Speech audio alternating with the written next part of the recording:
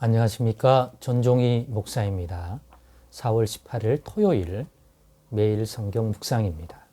창세기 26장 34절로 27장 14절의 말씀입니다.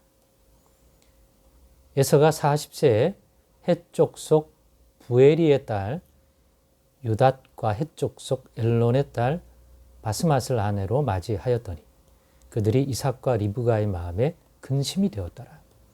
이삭이 나이가 많아 눈이 어두워 잘 보지 못하더니 맏아들 에서를 불러 이르되 내 아들아 하매 그가 이르되 내가 여기 있나이다 하니 이삭이 이르되 내가 이제 늙어 오늘날 죽을는지 알지 못하니 그런즉 너의 기구 곧 화살통과 활을 가지고 들에 가서 나를 위하여 사냥하여 내가 즐기는 별미를 만들어 내게로 가져와서 먹게 하여 내가 죽기 전에 내 마음껏 너에게 축복하게 하라. 이삭이 그의 아들 에서에게 말할 때에 르브가가 들었더니 에서가 사냥하여 오려고 들로 나가매 리브가가 그의 아들 야곱에게 말하여 이르되 너의 아버지가 너의 형 에서에게 말씀하시는 것을 내가 들으니 이르시기를 나를 위하여 사냥하여 가져다가 별미를 만들어 내가 먹게 하여 죽기 전에 여호와 앞에서 너에게 축복하게 하라 하셨으니 그런즉 내 아들아 내 말을 따라 내가 너에게 명하는 대로 염소떼에 가서 거기서 좋은 염소 새끼 2마리를 내게로 가져오면 내가 그것으로 너의 아버지를 위하여 그가 즐기시는 별미를 만들리니 너가 그것을 너의 아버지께 가져다 드려서 그가 죽기 전에 너에게 축복하기 위하여 잡수시게 하라. 야곱이 그 어머니 리브가에게 이르되 내 형 에서는 털이 많은 사람이요 나는 매끈매끈한 사람인즉 아버지께서 나를 만지실진데 내가 아버지의 눈에 속이는 자로 보일지라 복은 고사하고 저주를 받을카나이다. 어머니가 그에게 이르되 내 아들아 너의 저주는 내게로 돌리리니 내 말만 따르고 가서 가져오라. 그가 가서 끌어다가 어머니에게로 가져왔더니 그의 어머니가 그의 아버지가 즐기는 별미를 만들었더라. 아멘. 네, 오늘은 이 본문의 말씀을 가지고 하나님 마음에 합한 자가 되어야 할 이유라는 제목으로 묵상 나눔을 갖겠습니다. 제가 제목을 하나님 마음에 합한 자가 되어야 할 이유라고 정했습니다. 오늘 이 본문의 사건을 보니까 좀 더 세밀하게 보자면 하나님 마음에 합하지 않은 자가 되어야 할 이유, 합한 자가 되어야 할 이유인데 사실은 합한 자가 아닌 합하지 않은 자가 될 때 일어나는 일들을 통해서 합한 자가 되어야 할 이유를 생각해 보려 합니다. 하나님 마음에 합하지 않은 행동을 또 삶을 보여준 인물이 에서인 거죠. 전체적인 삶의 하루하루의 행위가 다 하나님 마음에 합당하지 않다 라기보다는 전체적인 삶의 방향성, 그가 살아가려고 하는 삶에 대한 기본적인 태도, 행동, 여기에 가깝다고 보면 되겠습니다. 그런 의미에서 야곱이 하는 모든 행위와 행동 하나하나가 에서에 비해서 하나님의 마음에 합한 어떤 윤리적이고 도덕적이고 그런 의미의 우위에 있다. 그런 의미가 아닙니다. 전체적인 방향성, 하나님이 중요하게 여기는 것들을 중요하게 여길 줄 알고 하나님이 심각하게 여기는 것들을 대수롭지 않게 여기지 않고 그에 반하여 에서는 그렇게 했다는 그런 의미에서 에서보다 야곱이 하나님의 마음에 합한 자다. 비교하자면.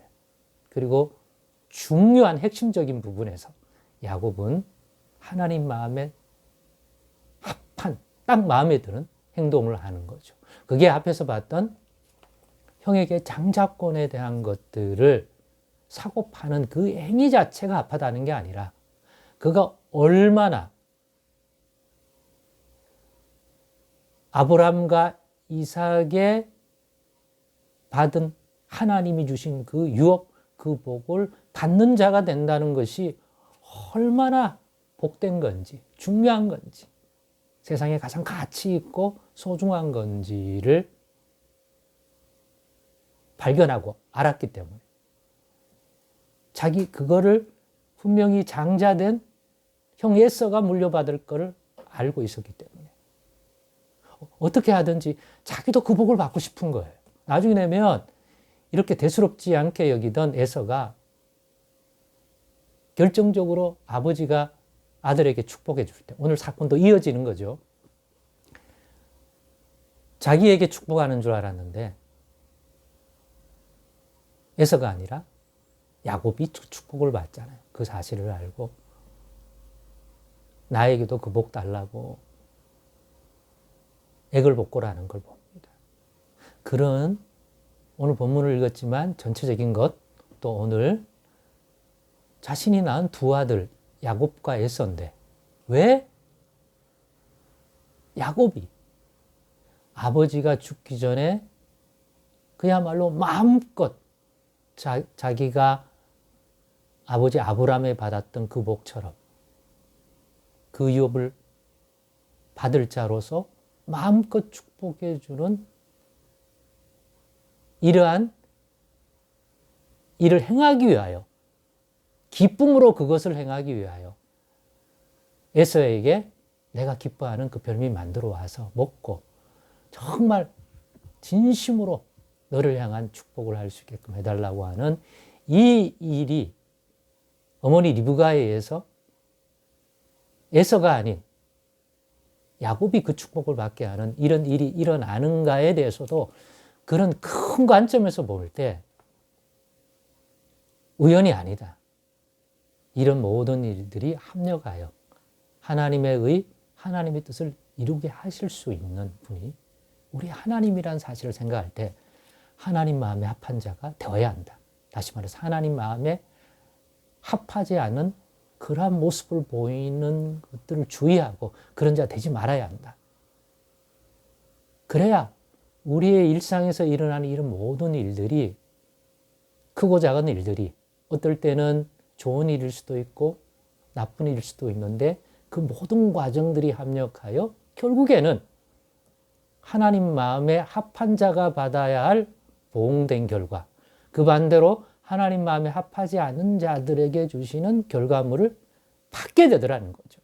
지금 당장에 그것만 보지 말고, 지금 당장에 그것만 생각하니까 사냥하고 와서 죽게 생겨서 허기졌는데 그 팥죽, 지금 눈앞에 그 장자권이라는 게 지금 당장 물려받을 것도 아니고 눈에 보이는 것도 아닌데 뭘 그래?